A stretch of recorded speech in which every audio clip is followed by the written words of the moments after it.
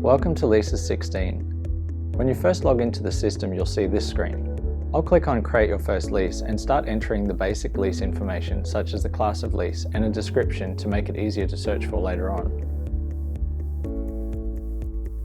As this is a simple example, we've already calculated the incremental borrowing rate at 4%, so I'll enter that here as well.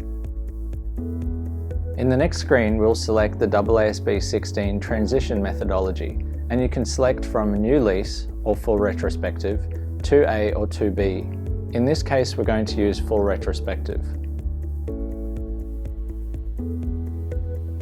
Finally, we'll enter in the main payment details for the lease, such as the start date, the first cash flow date, and the end date.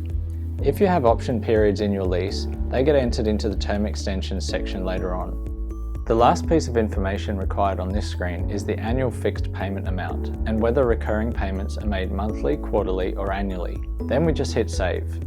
Almost immediately, the lease calculations are presented. Straight away, we can see the right-of-use asset and lease liability values at inception. To ensure accuracy, Leases16 calculates all payment schedules from accurate cash flows.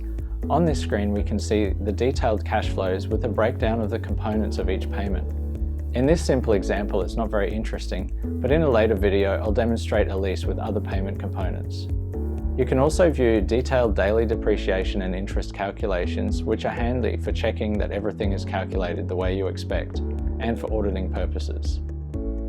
The last section shows the monthly journal entries. The first view is the inception entries, which are required at transition.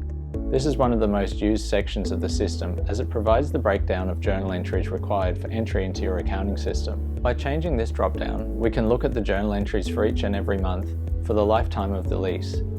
You can also download these journals as a CSV or Excel file to easily import into your accounting software.